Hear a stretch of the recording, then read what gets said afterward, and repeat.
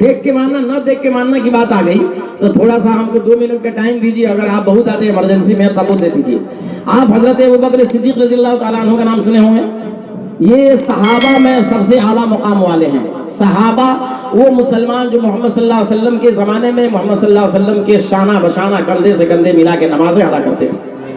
جو پیغمبر اعظم صلی اللہ علیہ وسلم پر اپنی جان کو نیچھاور کرنے کے لیے 24 گھنٹے تیار رہتے تھے, انہی مسلمانوں کو صحابی اور صحابہ کہتے ہیں.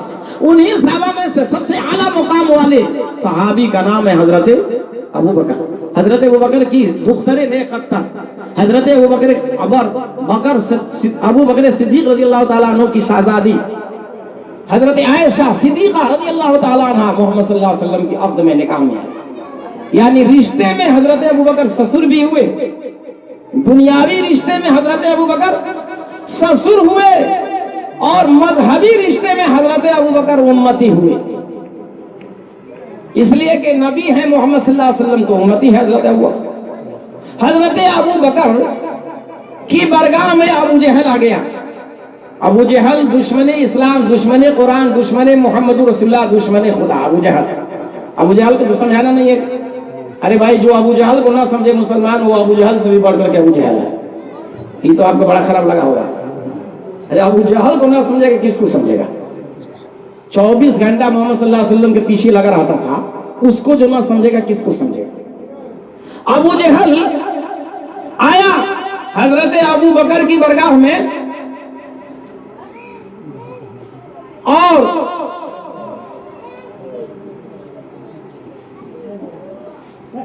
کہا کہ اے ابو بکر یہ بتائیے, میں آپ کو کس پوائنٹ کی طرف لے جا رہا ہوں, آپ کو کیا سمجھانا ہم چاہتے ہیں. اسلام کی باتوں کو تقریروں میں, مولانا لوگوں کے بیان میں, اسٹیٹمنٹ میں سنیے تو اس پر 100 میں 100% یقین کر کے مانیے, سینے میں اور دل میں جگہ دیجیے. آپ کے سامنے نہیں نظر آ رہا ہے لیکن سن رہے ہیں کان سے تو اگنور مت کیجیے. ابو بکر کی برگاہ میں ابو جہل آیا اور کہا کہ اے ابو بکر یہ بتائیے کہ اگر کوئی آدمی یہ کہتا ہے کہ ہم 1 گھنٹہ میں نہیں, 1 منٹ میں نہیں, 1 سیکنڈ میں, 1 چھن میں 7ویں آسمان پہ چلے گئے اور پھر واپس بھی چلے آئے. سوال کرنے والا ابو جہل ہے, جواب دینے والے حضرت ابو بکر ہیں. سوال یہ ہے کہ کوئی ایسا کہے کہ گئے اور آ گئے عرش اعظم سے 7ویں آسمان کے اوپر سے اتنے کم ٹائم میں, یہ ابو بکر بتائیے ماننے والی بات ہے, مانا جائے گا؟ تو حضرت ابو بکر کا جواب سنیے. حضرت ابو بکر نے کہا کہ یہ ممکن ہی نہیں ہے, نہیں مانا جائے گا, ہرگز نہیں مانا جائے گا. سوال کیا, جواب مل گیا.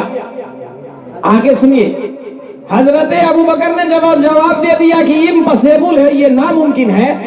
تب وہ ابو جہل کہتا ہے کہ اگر یہی بات محمد کہتے ہو تو, سمجھ میں آ رہی ہے بات, اگر یہی بات محمد کہتے ہو کہ 1 سیکنڈ میں گئے اور عرش اعظم 7ویں آسمان سے بھی اوپر چلے آئے, تو اس کے جواب میں حضرت ابو بکر نے کہا کہ اگر ان کی بات ہے تو اس میں جھوٹ کا کوئی شائبہ ہی نہیں ہے.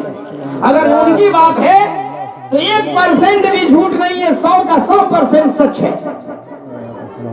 تو حضرت ابو بکر کی اس جواب پہ ابو جہل کا کہا کہ کیوں؟ اس لیے کہ آپ ان کے امتی ہیں, اس لیے کہ آپ کے وہ نبی ہیں, اس لیے کہ آپ سفر و حضر کے ان کے ساتھی ہیں, دوست ہیں, اسی لیے نا. تو ابو بکر نے کہا کہ تمہاری بات جو بول رہے ہو یہ تو ہے, ایک دم کلیئر ہے, یہ بھی وجہ ہے, ہم کو اس سے انکار نہیں ہے, یہ سچ کہہ رہے ہو, لیکن اس کے علاوہ بھی میرے پاس دلیل ہے کہ ان کی بات ہے تو بالکل سچ اور درست ہے. تو حضرت ابو بکر کے اس بات کے بعد ابو جہل نے کہا فوراً بتائیے اس کے علاوہ آپ کے پاس کیا دلیل ہے کہ اگر ان کی بات ہے تو سچ ہے, آپ کے پاس کیا دلیل ہے؟ ابو جہل پوچھتا ہے حضرت ابو بکر سے. تو ابو بکر نے جواب دیا, سنو, ہم نے اپنے خدا کو دیکھا نہیں. اس رسول وہ محمد جب آئے مکہ میں تو انہوں نے کہا کہ یہ خدا ہے, ہم نے اپنے خدا کو بغیر دیکھے مان لیا. وہ محمد جب آئے تو انہوں نے کہا کہ یہ 360 بتوں کو جوتے سے مار کے ہٹا دو اور یہ خدا کی برگاہ میں اپنے سجدہ ریز ہو کر کے سر کو جھکا دو. ہم نے 360 بتوں کو چھوڑ دیا اور ایک خدا کی بارگاہ میں اپنی قیمتی پیشانی کو جھکا دیا. ہم نے اس خدا کو دیکھا نہیں, اس رسول کے کہنے پہ یہ بات ہم نے مان لیا. وہ رسول جب آیا, وہ محمد عربی جب آئے تو انہوں نے کہا کہ قبر میں سوال و جواب ہوتا ہے. اے ابو جہل سنو, ہم قبر کے منظر کو دیکھے نہیں, قبر کے سین کو ہم نے دیکھا نہیں, قبر کے سوال و جواب کو ہم نے دیکھا نہیں, بغیر دیکھے مان لیا. اسی محمد رسول اللہ نے کہا کہ قیامت کے دن جب حساب و کتاب ہوگا, میزان و پل صراط ہوگا, ہم نے میزان و پل صراط کے منظر کو نہیں دیکھا, ہم نے حساب و کتاب کے سین کو نہیں دیکھا, ہم نے قیامت کے مشاہدہ معائنہ نہیں کیا, ہم نے قیامت کو بغیر دیکھے مان لیا. تو جب اس رسول کے کہنے پہ ہم نے حساب و کتاب کو مانا, میزان و پل صراط کو مانا, قیامت کے میدان کو مانا, قبر کے سوال و جواب کو مانا, بغیر دیکھے ایک خدا کو مانا, جب اس رسول کے کہنے پہ بغیر دیکھے یہ سب مانتے چلے گئے, تو وہی رسول کہتا ہے کہ ہم ایک چھن میں گئے عرش اعظم اور واپس چلے گئے معراج کر کے, تو اس رسول کی بات کو کیوں نہیں مان لیا؟ بغیر دیکھے مانا سمجھ رہے ہیں, بغیر دیکھے ماننے کی دلیل جو صدیق اکبر دے رہے ہیں میرے دوستو ابو جہل کو. آج ہم سوچتے ہیں کہ یہ کہہ نہ رہے ہیں, ارے تھوڑا سا بھی کنفیوژن ہم کو ہو گیا تو ایمان سے خارج ہو جائے. قرآن اسی کو کہا کہ الذین یؤمنون بالغیب, وہ لوگ جو بغیر دیکھے مان لیے. ایک ہو گیا وہ یقیمون الصلاۃ, اور جو نماز کو قائم کیے. وَمِمَّا رَزَقْنَاهُمْ يُنْفِقُونَ, اس جملے پہ غور کیجئے گا. وَمِمَّا رَزَقْنَاهُمْ يُنْفِقُونَ, ہم نے جو ان کو رزق دیا اس میں سے خرچ کرتے ہیں. اس جملے میں قرآن کے دو باتیں ہیں سمجھنے کی. رزقناہم, اللہ فرماتا ہے کیا؟ مما رزقناہم, ہم نے جو رزق دیا. اب ہم سمجھے کہ ہمارے پاس ہنر ہے تو ہم نے کمایا, ہم اپنی ڈگری سے حاصل کیے, ہم اپنی تندرستی سے اچیو کیے, ہم اپنے تمام میرٹ سے اس کو حاصل کیے, ہم تمام اپنی خوبیوں سے اس کو پراپت کیے. ہماری سوچ یہ ہوتی ہے کہ ہم نے اس کو کیا. رب فرماتا ہے تمہاری تمام ڈگریاں پڑی رہ جائیں گی, تمہاری خوبیاں, تمہارے ہنر اور تمہاری تندرستی وہ سب کے سب بیکار ہو جائے گی, اور تیرا رب نہ چاہے تو تو اس کو غریب محتاج بنا دے گا. اس لیے مما رزقناہم, ہم نے جو رزق دیا اپنے بندوں کو, ينفقون, جو اس میں سے خرچ کرتے ہیں, یعنی زکات کی ادائیگی کرتے ہیں. وہ دے تو دینے پہ آ جائے میرے دوستو, چھتر پھاڑ کر کے دے دے گا, اور لینے پہ آ جائے تو چمڑا اکھاڑ کر کے لے لیتا ہے. اس لیے اس کے دینے سے ملتا ہے, ہماری ایبلٹی سے نہیں ملتا, ہماری صلاحیت سے نہیں ملتا, ہماری خوبیوں سے کمالات سے نہیں ملتا. اس لیے اللہ نے فرمایا کہ یہ تین چیزیں جس کے اندر ہے, ایمان بالغیب, بغیر دیکھے مان لینا, بغیر دیکھے مان لیا جائے اسلام کے تمام رول ریگولیشن کو, اسلام کے تمام ضابطے کو, اسلام کے تمام آئین کو, اسلام مذہب کے تمام قانون کو بغیر دیکھے مان لیا جائے. ایک آئٹم نماز کی پابندی کر لیا جائے, دو آئٹم, اور زکات کی, ينفقون, خرچ کرتے مانے زکات نکالتے ہیں, زکات کی پابندی کر لیا جائے.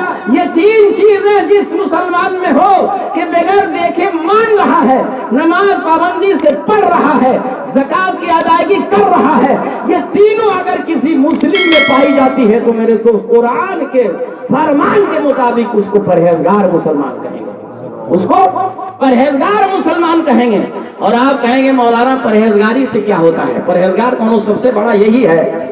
ہم نے قرآن سے پوچھا ہے, قرآن تو بتا, 10 گو رائفل داری دائیں بائیں گھوم رہے ہیں تو اس کو دنیا بڑا سمجھ رہی ہے, بڑی ڈگری والا کوئی ہے تو بڑا سمجھ رہی ہے, جس کے ہاتھوں میں حکومت ہے دنیا اس کو بڑا سمجھ رہی ہے, جس کے پاس تمام اسباب مہیا ہے اس کو بڑا سمجھ رہی ہے, جس کے پاس 50 بیگھا ہے 100 بیگھا اس کو دنیا بڑا سمجھ رہی ہے.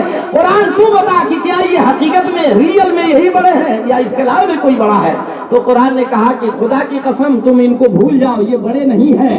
بڑا کیا ہے, بڑا کون آدمی ہے؟ قرآن بتاتا ہے سنو, ان اکرمکم عند اللہ اتقاکم, تم میں کا سب سے بڑا آدمی وہ ہے جو سب سے زیادہ پرہیزگار ہے. تم میں کا سب سے بڑا وہ ہے جو سب سے زیادہ پرہیزگار ہے. آپ دیکھیں گے کہ جو پرہیزگار لوگ ہوتے ہیں دنیا میں ان کا کوئی دشمن نہیں ہوتا.